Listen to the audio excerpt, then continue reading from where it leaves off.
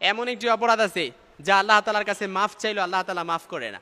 এমন একটি অপরাধ আপনি আল্লাহ তাআলার কাছে তওবা করলে আল্লাহ তাআলা মাফ করে না। এই অপরাধটি এখন একটু মিলায় নেন, এই অপরাধটি আপনার জীবনে আছে কিনা। অর্থাৎ আমরা দেখা যায় হর হামেশা অনেক গুনাহ করে ফেলি।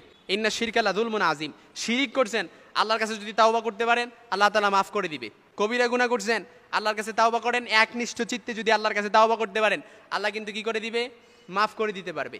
সগীরা গুনাহ করছেন, যে কোনো গুনাহই করেন না কেন আল্লাহর কাছে যদি কায়মানুবাক্কে তাওবাতুন নাসুহার মাধ্যমে, ইস্তেগফারের মাধ্যমে যদি আল্লাহর কাছে চাইতে পারেন ইনশাআল্লাহ আল্লাহ তাআলা কিন্তু কি করবে, মাফ করে দিবে। কিন্তু এমন একটি অপরাধ আছে যে অপরাধটি আল্লাহর কাছে তাওবা করলে আল্লাহ তাআলা মাফ করে না। যতক্ষণ না আপনি যার কাছে অপরাধ করছেন, যেই ব্যক্তির সাথে অপরাধ করছেন ওই ব্যক্তির কাছে মাফ না চান ততক্ষণ আল্লাহ তাআলা এই মাফ করবে না। কারণ আমরা জানি হক হচ্ছে দুই প্রকার, একটা হচ্ছে হক্কুল্লাহ আর একটা কি হক্কুল ইবাদ। আপনি হক্কুল্লাহ আল্লাহর সাথে যে কোনো গুনাহ করেন না কেন আল্লাহর কাছে যদি তাওবা করেন আল্লাহ তাআলা যদি আপনার প্রতি দয়া হয় আল্লাহ তাআলা চাইলে মাফ করে দিতে পারে। কিন্তু হক্কুল ইবাদ, আপনি যদি কোনো বান্দার হক নষ্ট করে থাকেন আল্লাহর কাছে মাফ চাইলেও আল্লাহ তাআলা সেটা কি করে না, মাফ করে না। সর্বপ্রথম আপনি ওই বান্দার কাছে কি করতে হবে, মাফ চাইতে হবে। ইয়াউমা ইয়াফিররু মিন আখিহি ওয়া উম্মিহি ওয়া আবিহি, কারণ কিয়ামতের ময়দানে in the day of judgment আপনি যদি দুনিয়াতে কোনো বান্দার হক নষ্ট করে থাকেন, আপনি যদি দেখা গেল কিয়ামতের ময়দানে ওই ব্যক্তির কাছে যদি বলেন যে ভাই দুনিয়াতে তো আপনার সাথে আপনার এই হকটা আমি মেরে খেয়েছিলাম, দুনিয়াতে আপনার এই হকটা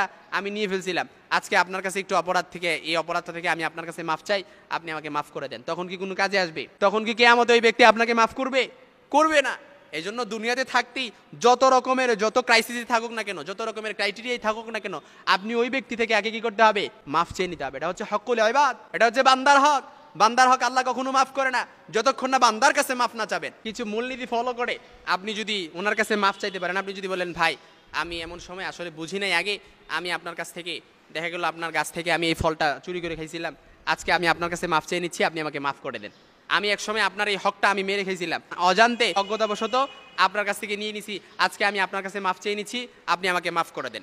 এই জন্য বান্দার হক বান্দার কাছে মাফ চাওয়ার পরে যখন আপনি আল্লাহর কাছে তওবা করবেন, আল্লাহ ভুল করে ফেলছি, গুনাহ করে ফেলছি, আল্লাহ আপনি আমাকে কি করে দেন, মাফ করে দেন, তারপরে আল্লাহর কাছে মাফ করতে হবে সেকেন্ড টাইম। কিন্তু ফার্স্ট টাইম হক্কুল ইবাদতের ক্ষেত্রে কি করতে হবে, আগে বান্দার কাছে মাফ চাইতে হবে।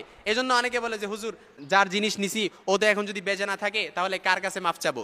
ও যদি বেঁচে না থাকে, ওরা হালাওয়ালা যদি থাকে, ওরা আহালাওয়ালাদের কাছ থেকে ওর হকটা বুঝে দিয়ে তারপর ওর কাছ থেকে মাফ চাইলেও আল্লাহ মাআলুম যদি আল্লাহ চায় তারপরে কি করতে পারে, মাফ করে দিতে পারে। কিন্তু হক্কুল ইবাদতের ক্ষেত্রে বান্দার কাছে মাফ চাইতে হবে। শিরিক করছেন আল্লাহ তাআলা মাফ করে দিবে, ইন্না শিরকা লাযুলমুন আযীম, যদিও এটা মহাপাপ, শিরিক সংশ্লিষ্ট কোনো ইবাদত আল্লাহ তাআলা গ্রহণ করে না, কিন্তু তারপরেও যদি খাঁটি তওবা করতে পারেন তাওবাতুন নাসুহার মাধ্যমে আল্লাহ চাইলে কিন্তু কি করতে পারে, মাফ করে দিতে পারে। কিন্তু যে ব্যক্তি শিরকের নোংরামি, শিরকের জীবাণু নিয়ে ইন্তেকাল করবে আল্লাহ তাআলা তাকে চেঙ্গোলা দিয়ে জাহান্নামে নিক্ষেপ করবে।